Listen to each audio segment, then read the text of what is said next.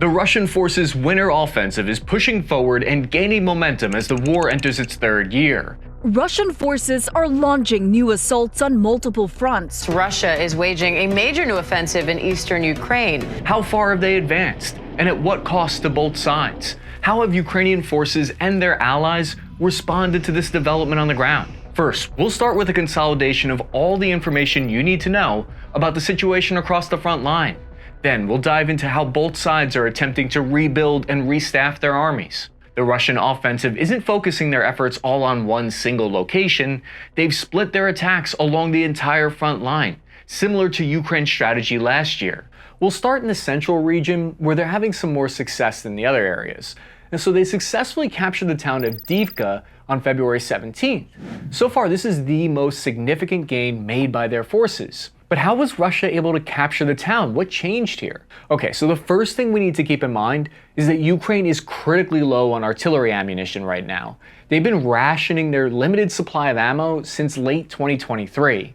For example, every 10,000 rounds fired by Russia, Ukraine only fires 2,000 back. What this translates to is troops on the ground become less afraid to push forward. So does Ukraine have any chance of fixing this problem? EU members pledged that they would ship 1 million artillery rounds to Ukraine by March 2024. However, the total number actually sent was only 52% of that. Or to put it another way that a Ukrainian soldier explained it, they need 50 artillery shells to prevent one platoon of 40 Russian soldiers trying to advance. However, an unlikely solution may have just appeared. The president of Czech Republic, Petr Pavel, revealed that he just came across 800,000 artillery shells, and he said he'd be happy to help transfer them to Ukraine for the price of $1.5 billion. A dozen European countries have already agreed to contribute to pay for those munitions. Petr Pavel wouldn't say exactly where those artillery shells are coming from, because according to him, quote, most of these countries are unwilling to support Ukraine directly for political reasons, so they need a middleman. According to experts, the main location the shells are likely coming from is South Korea. These munitions would allow the EU to meet their original goal. So essentially, Europe is in a race to secure these munitions for Ukraine. But what would that actually translate to for the war effort on the ground? According to a Forbes article written by David Axe, this could mean that Ukraine would be able to reach a fire rate of about 6,000 rounds per day by spring and summer. However, that would just be a temporary solution to a much longer-term problem. For Ukraine to sustain their fight in the long term, the United States is one of the main countries with stockpiles large enough to meet Ukraine's demand.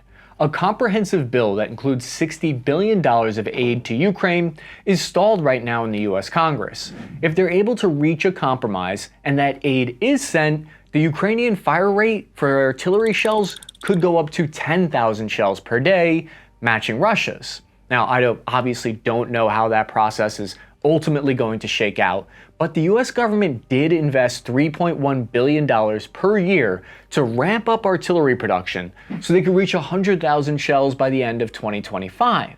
Now, part of the reason they did this was the express purpose of supplying Ukraine. There are other factors aside from Ukrainian artillery shortages that led to Russia's advances, though.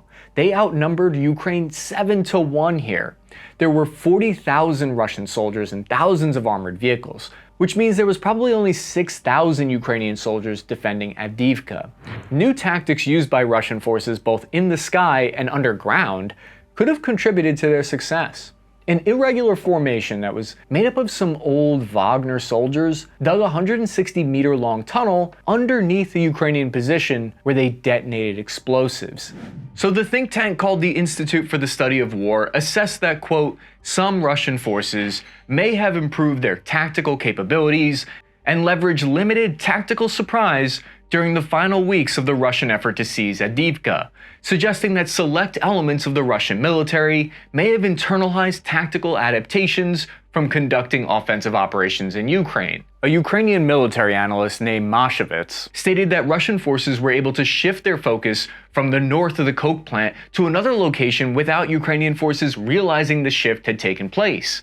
This is impressive, because with all of the surveillance drones and thermal cameras, they were able to gain the element of surprise, which suggests an increased level of skill. The learning curve in the war was steep, but there's now evidence that lessons are being learned and tactical knowledge is being passed among the Russian ranks to some degree, which could be helping with their performance. Outside the tactical picture on the ground, there are other factors playing in Russia's favor. The Lithuanian intelligence agency stated that Russia's economy is doing better than expected because they're benefiting from high oil prices. Russia has had a better ability to offset Western sanctions than expected, with reportedly only a 10% reduction in their ability to source Western technology components that they need to build their weapon systems. This is due to their successful efforts to circumvent the sanctions by buying through third parties and countries that act as middlemen for their supplies. But perhaps the biggest tactical factor comes from the changes in the sky. We've observed Russia's Air Force has gotten increasingly confident recently. They've exploited Ukraine's lack of anti-air munitions. For the first time in the war, Russia's reportedly gained local air superiority in places like Avdiivka. They launched over 400 KAB, 500 kilogram or 1,000 pound glide bombs over the course of just a few days. Estimates believe Russian jets are pulling off at least 100 air-to-ground strikes per day along the front line. Part of what explains the difference in the effectiveness of these strikes compared to earlier in the war is that they're starting to use what's called the Universal Interspecific Glide Munition, or the D-30SN. It's a glide bomb that basically converts your old unguided bombs into GLONASS guided bombs that are more accurate. In fact, they increased the range to 90 kilometers or about 50 miles, essentially doubling their effective range. Russian forces are looking for a decisive breakthrough in Ukrainian lines, and from their perspective, it's worth losing a few aircraft in return. The reason for this is because if they wait any longer, it means they would risk facing an entrenched, fortified Ukrainian force. What all this amounts to is an unprecedented level of aerial attacks from Russia. It's enabled Russian ground troops to start to actually move forward, but on the flip side, it's also allowed Ukraine the opportunity to shoot down a higher number of Russian aircraft than usual. They downed 15 Russian fighter jets in the course of just 2 weeks.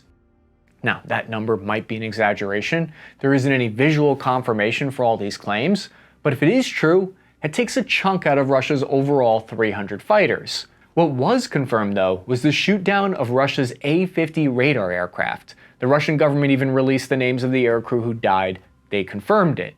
The A-50 is a strategic capability that costs roughly $330 million to manufacture.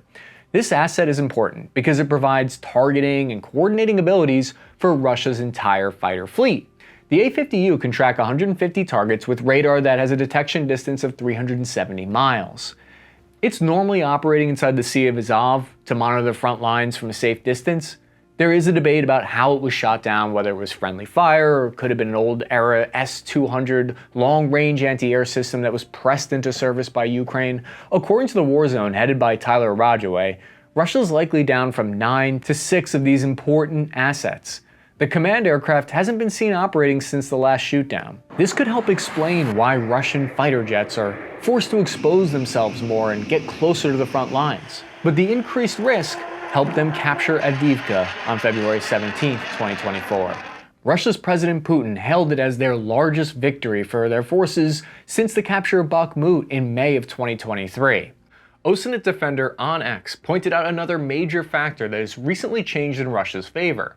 Their ISR capabilities have greatly improved, meaning their intelligence, surveillance, and reconnaissance. Why might that be the case?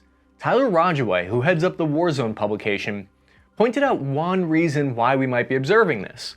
Their Iranian-designed drones now have a pan-tilt video camera that uses cellular coverage to transmit live images back to a Russian command and control station. Now, we're going to get into how battle staff works and how important command and control theory is in a minute, but the biggest takeaway here is that Russia might have solved one of their biggest surveillance challenges that they've had since the start of the conflict. Evidence for that comes from the vast quantity of videos released by the Russian Ministry of Defense recently. But what price did Russia ultimately pay in manpower and equipment? Before we go any further, I need to give a disclaimer, because you're going to hear some horrible numbers. Exact numbers when it comes to casualties are difficult to pin down, and any source that you pick is going to be controversial. When I discuss the estimates for the number of Russian KIA, it's not for anyone to gloat over, and the same is true for when I talk about Ukrainian losses. Personally, I think a lot of times discussions surrounding Russian casualties can be done as a way of kind of dismissing Russian advances, saying, well, they took the city, but it wasn't worth it. I understand that line of thinking, but it can be difficult to prove whether or not it was worth it, because from Russia and Putin's perspective, the losses, heavy or not, are worth it. And we'll see why that is from their point of view when we get into attrition. So the reason I caution against thinking that way is because you could very quickly start to underestimate your enemy. The point of talking about these numbers isn't to look at it like it's some kind of scoreboard, because they actually don't tell us that much that's useful about which side is closer to reaching their overall objectives. It does help us gain a sense of the scale of the devastation of this conflict.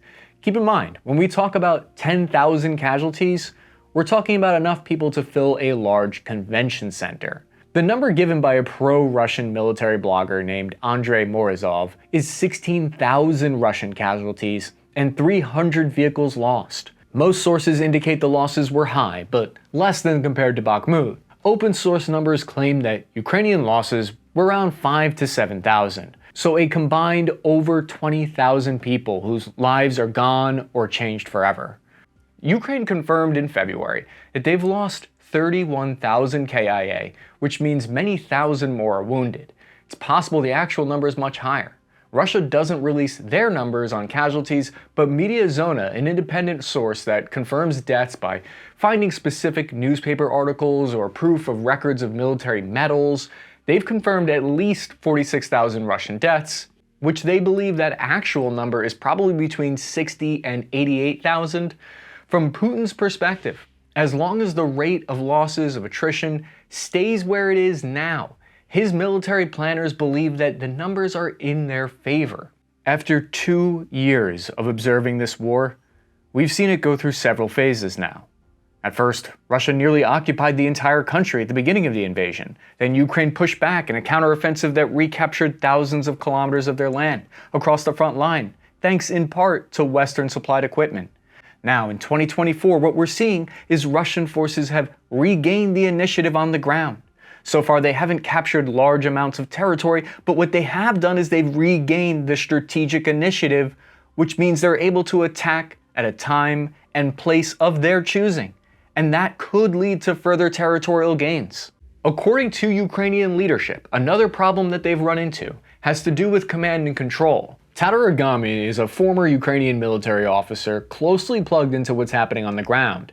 He said, while some argue that the withdrawal from Avdiivka was timely, our assessment suggests that an earlier retreat could have reduced losses. Some interviewed participants reported not receiving official orders and chose to retreat at their own discretion due to the deteriorating tactical situation. So, how do all these tactical decisions even get made? This is the responsibility of the command center that's in charge of something called battle tracking in the military.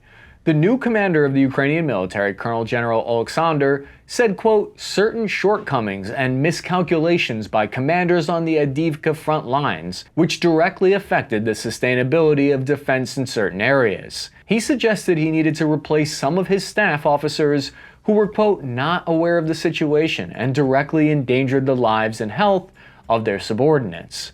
What he's talking about here is that concept of battle tracking staff. This is a key concept to understand in war. Battle staff are officers located in a command post who collectively assist the commander in visualizing the battlefield. A lot of times these are military intelligence guys. They make recommendations to the commander for tactical decisions. Battle staff are usually located in what's called the TOC, or Tactical Operations Center. These guys are glued to the radios, monitoring platoon leaders, updates, and creating a visual picture, usually on a map, of the conditions on the ground. Battle staff have an incredibly important job. And when they're squared away, firing on all cylinders, they can have a major impact on the outcome of a battle. According to this US Army publication, the key to battle tracking in battalion command posts, poorly trained or disorganized command posts will result in slow decision-making and unnecessary losses. So what are Russian forces' next move now that they've captured Avdiivka? Well, they've been given orders from their own TOC to continue pushing forward to test exactly how far they can go before they're stopped. One of the key points that the ISW made is that the Russian command and control has improved over the past 2 years, and that's why they've been able to gain more ground this year compared to last year's offensive. This is what's called your classic salient in military terms. The 103rd, 150th, and the 5th Motorized Rifle Regiment have already seized Stavropol, Avdiivka, and are fighting for Tonica and Berdiki. They've punched 13 kilometers or 5 miles to the rear and are only now running into stronger resistance. Geolocated footage from the front lines outside of Avdiivka show Bradleys engaging Russian troops in their advance. The next major Ukrainian city in this direction, as far as I'm aware, is a city called Kramatorsk. The city is only about 20 kilometers from the front line at this point. If Ukraine is unable to stabilize their front lines, hypothetically, then this city would be one of Russia's next targets. Kramatorsk has a major railway station located here, so it's strategically important. According to this Associated Press article written by Hannah Orehov, in September 2023, the trains here carried 126,000 commuters during the summer months alone. People still go to work even as the war rages just a few miles away. But these trains also carry cargo, aid, and military gear. Early in the war, this station located at the city was the target of Russian rocket attacks, which hit passengers who were waiting for evacuation. They killed more than 50 and over 100 were wounded. And it shut down train service for about 6 months. But today, the city is protected by air defense systems, likely Patriot missile batteries, and this railway is a major resupply method where Ukraine moves troops and supplies to their entire front line through here. Without it, resupplying the front with weapons and ammo would become far more difficult. In an attempt to prevent them from advancing further, Ukrainian command made the decision to deploy the first of their American-supplied M1A1 Abrams tanks into combat. 31 arrived in September 2023, and they appeared to have been held in reserve for the past 5 months. It looks like they've been sent forward now to plug the gap and halt Russia's advance. 2 to 4 have already been knocked out so far in this effort. Russia claims 2 strikes from FPV drones knocked the Abrams out. In this case, I have some reason to believe them, because Russian companies offered a reward of 10 million rubles or $110,000 to soldiers who were able to destroy an Abrams. If the reward is true, that means that there would probably be some kind of vetting and confirmation as to who knocked the tank out and when. On March 5th, video footage was released by the Russian Ministry of Defense showing an anti-tank guided missile knocking the Abrams out. Another M1 appeared to have been a mobility kill from a landmine based on visual evidence of its thrown track and analysis from OSINT Defender on X. So I've been hearing a lot of justifications for why these tanks were destroyed, sort of dismissing that, well, they're the old variant, but I don't see a lot of evidence here that would suggest that the newer version of the Abrams would have survived these same strikes. If there are any lessons to be learned here, it's that the new version of the Abrams that America's building need to take into account any weaknesses that are revealed on the Ukrainian front lines, so that they can be designed to be better and troops can be better protected in the future. The drone footage actually revealed something really interesting, I think, though. You can see both of the tank's hatches are wide open here.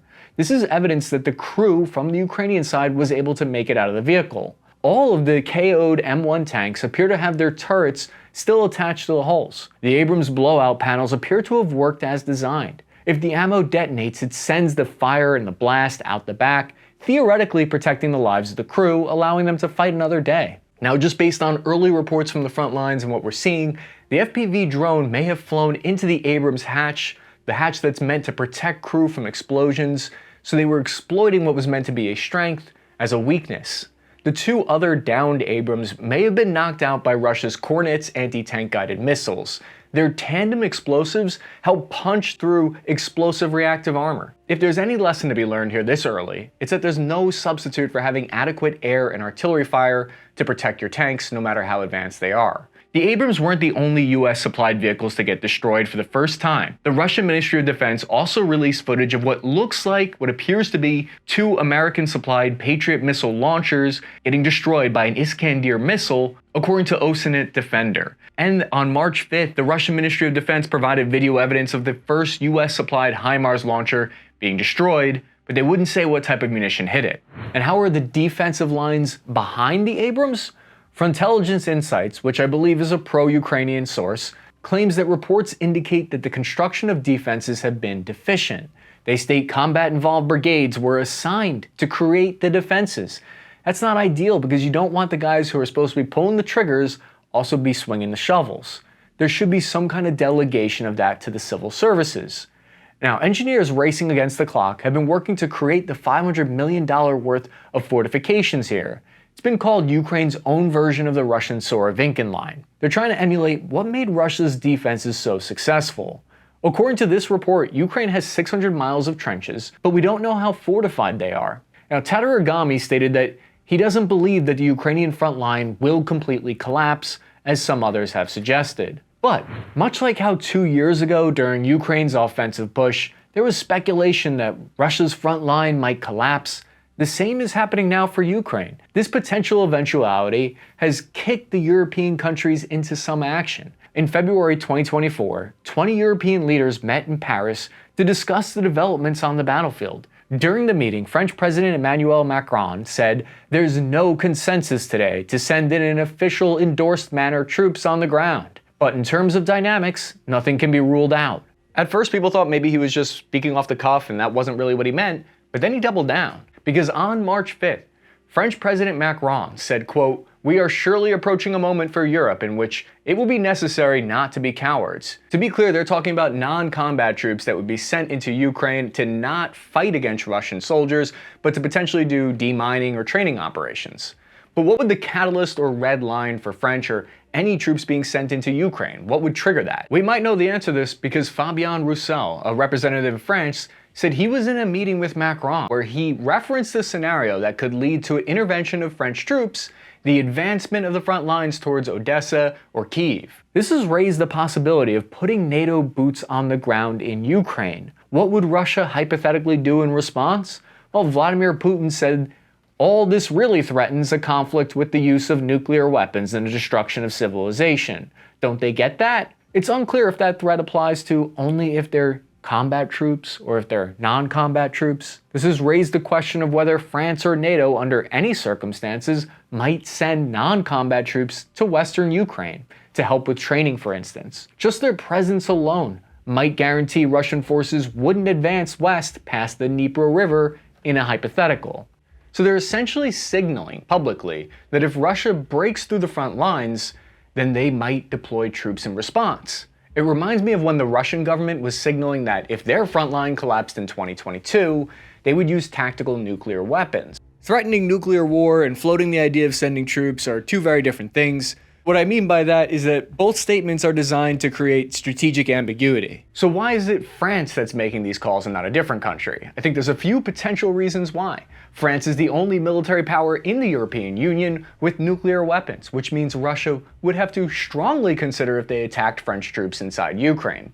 Analysts have several theories as to what French President Macron is doing right now. The first is that he's floating the idea to his European partners to allow for public debate and polling on the idea of European troops on Ukrainian soil. So far, it's revealed that the United States said that they have no intentions of sending ground troops. Germany and NATO officials said the same. However, Lithuania responded positively to the idea.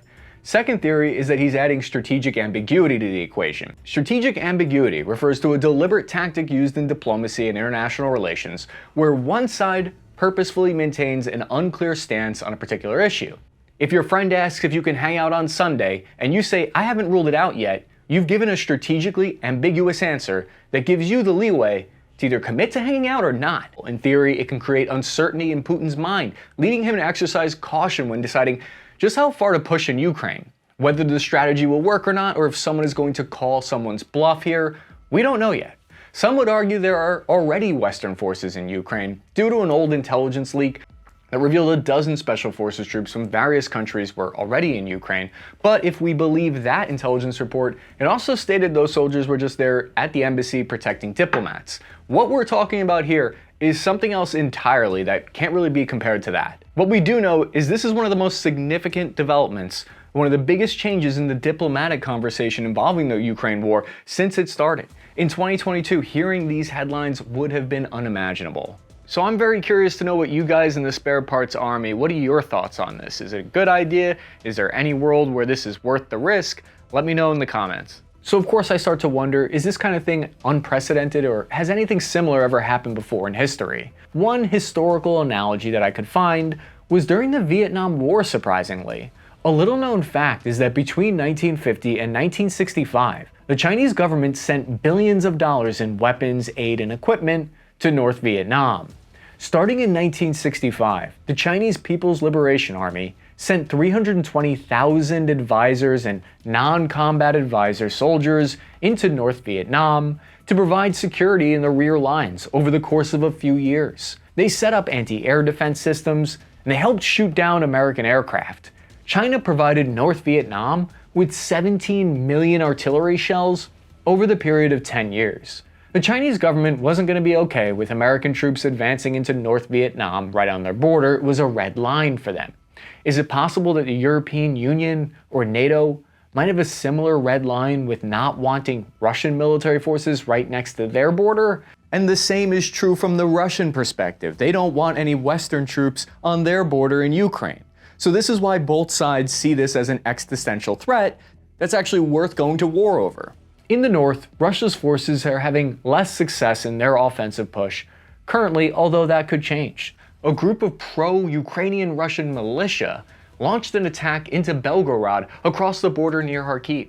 The Russian Ministry of Defense stated that the attacks were stopped. ISW reported they believe conscripts in Russia were responsible for defending Russia's borders, which could help explain how the pro-Ukrainian Russians were able to strike inside Russian territory. Now, let's be clear that Kyiv didn't take responsibility for the attacks. Their official position is that they weren't involved in any cross-border attacks, but it's widely believed that they supported them. The 25th and 138th Separate Guard Motor Rifle Brigade are pushing from Liman Piershi to take the village of Avdiivka. From there, they're about 8.5 kilometers north of the town of Kupiansk. The city sits on the major junction of the P07 and P79 highways, and it controls a critical bridge over the Oskil River. On March 4th, Ukraine's 30th Mechanized Brigade repelled 11 attempts by Russian forces to push forward. This is now a near daily occurrence here. The southern axis is considered not to be Russia's main effort, it's their supporting front. In the south, Russian troops are attempting to recapture the Ukrainian town of Robotyne. The town of Robotyne sits inside a pocket of Russian lines. It was the only major town recaptured during Ukraine's summer offensive. The area is now under the threat of double envelopment from Russian forces that occupy land around its three sides. According to the New York Times, Robotyne is not easy for Ukrainian soldiers to defend because Russian troops control the high ground around the area. Analysts believe Ukraine may have to fall back from the town to take up positions of fortifications built to the rear. This would be a blow to Ukraine because of how much they sacrificed to capture the town. Alright, so let's get into the material covering Ukraine and Russia's ability to rebuild and reconstitute their forces. By now, most men and women that were motivated to sign up and fight for Ukraine have done so already. This makes finding new recruits a challenge. According to the Belgian think tank Center for European Policy Analysis, the average age of Ukrainians serving on the front lines is 43 years old. Ukrainian military chiefs have called on the government to pass a new mobilization bill that would begin conscription for 450 to 500,000 new recruits. Low manpower is likely a short-term problem. There are different points of view in that debate about the conscription bill. Ukrainian President Zelensky has stated he's skeptical that 500,000 more troops could be more of a logistical burden than a tactical advantage. Aside from the manpower issues, can Ukraine manufacture their own tanks and weapons? Before the war started, Ukraine had an extensive defensive manufacturing base. The Russians knew exactly the location of all these old Soviet tank building plants, which were mostly located in the east near the front lines, so they've been targeted for bombardment. Ukraine has had to spread out their production really thin across many locations to avoid being targeted, which has limited their ability so far, although they have seen some success in the production of drones. But to remedy this, the German defense company Rheinmetall is looking to set up shop inside Ukraine next year. Until then, the only real way for Ukraine to acquire vast amounts of more armored vehicles would be through the EU's $22 billion and the US's $60 billion aid plan. And what about Russia's ability to reconstitute their numbers and material? This is a small Russian town of Tula, home to 400,000 people. It's about 2.5 hours south of Moscow. Today, Tula is still one of the main manufacturers for Russian ordnance being sent to Ukraine. MPO Splav, according to current estimates, is capable of domestically producing 1 to 1.5 million artillery rounds annually, with the ability to reach 2 million annually in the near future. This is twice as much as the entirety of the EU state. This high level of production is Partly thanks to the fact that Russia has a command economy that can simply order companies to produce shells. Russia's not only making shells at home, recent investigations from RUSI uncovered a Russian arms smuggling operation that supplied between 350,000 to 2 million artillery shells from North Korea. These satellite images show how sanctioned Russian ships loaded hundreds of containers from North Korean ports and ferried them to newly built arms storage along the border with Ukraine. As a result, Russia has between 3 and 4 million shells to support their winter offensive.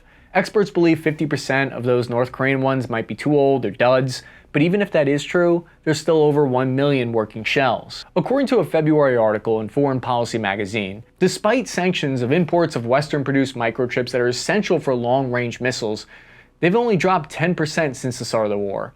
All of this sets Russia up with the firepower that they need for their renewed offensive. From Russia's perspective, they now see a clear path forward for victory. RUSI, the Royal United Services Institute, is described as the world's oldest and the UK's leading defense and security think tank. In their publication by Dr. Jack Watling and Nick Reynolds, they wrote an outstanding analysis on Russia's plans to rebuild. In it, they say, quote, "By the beginning of 2024, the Russian Operation Ground Forces in the occupied territories comprises 470,000 troops. One of their main equipment shortages is 220mm multiple launch rocket systems, but Russia has significantly mobilized its defense industry, increasing shifts and expanding production lines and existing facilities, as well as bringing previously mothballed plants back online. This has led to significant increases in production output. For example, Russia is delivering approximately 1,500 tanks to its forces per year, along with approximately 3,000 armored fighting vehicles of various types." They go on to say Russian missile production has similarly increased. At the beginning of 2023, for instance, Russian production of Iskander ballistic missiles was 6 per month, but now they have stockpiles of them. The majority, 80% of those tanks, are refurbished from old Soviet stockpiles, but the RUSI estimates that they'll be able to replenish these through at least the end of 2025. So with all that I can gather is that the Russian military has run the numbers, they've done the calculations, and they've determined that short of something going catastrophically wrong, they can sustain these losses into the end of 2025 at least. To try to help limit the losses, Russia's adjusting their tactics on the ground. A US Army Training and Doctrine Command report outlined how Russian tactics have changed over the last 2 years. Since Ukraine is running low on artillery, Russia exploits this weakness by sending groups of 2 or 3 infantry forward because they know Ukraine forces won't want to waste artillery rounds on small groups. The US Army claims that their report that Russian commanders have adopted a more flexible deployment of infantry inspired by Wagner Group's tactics in Bakhmut. These new Russian assault detachments deploy with fewer mechanized support and are accompanied by mortars, automatic grenade launchers, and older towed artillery systems. They're smaller, faster, and more flexible than a battalion tactical group, and they use armor to protect their flanks. Russian prisoners are used as disposable infantry to identify Ukrainian defensive positions, which allow their special forces to engage Ukraine's key weapon systems. We would call this a kind of a recon by fire, a healthy dose of speculative fire to see what's, stirring the pot reveals. The Washington Post also noted that a change in Russia's prison population from 420,000 prisoners at the start of the war to just 266,000 today reveals that they're relying on a lot of prisoners. As someone who was once the lowest ranking 19-year-old private in an infantry unit in the US Army, I can confirm that grunts are seen as expendable. It's the grunts who are given the orders to kick in the door, be the point man. This is why during training you're given orders to pick rocks up from one rock pit and move them to another rock pit. You're trained to follow nonsensical orders, so that when you're ordered to walk in a line straight down towards the enemy positions, you won't question it. It's like my grandfather, a Korean War veteran, used to say, "Ours is not to reason why. Ours is but to do or die." Without Wagner to throw bodies into the fight, the US Army believes that Russia is increasingly relying on these prison recruits to act as the primary frontline shock troops, forming prisoners into Storm Z battalions. The groups are organized into 3 companies of approximately 100 personnel each. Questions that remain on the horizon include, where will Ukraine be able to ultimately establish their defensive line? And how well produced will those fortifications end up being? How long will it take the US and EU to coordinate new aid efforts? How far will Russia's offensive end up advancing? And if it continues, will the EU and NATO start to consider stronger actions like putting advisors on the ground inside Ukraine? There's also the question of where will peace talks end up going from here. The ISW reported that they believe Russia has less interest in negotiating for peace now that the conditions on the battlefield appear more favorable to them. Until then, I'm going to keep watching the front lines and keep you up to date on what's going on. I'm your average infantryman, Chris Cappy. If you found this video interesting, please consider checking out one of these episodes while you're here.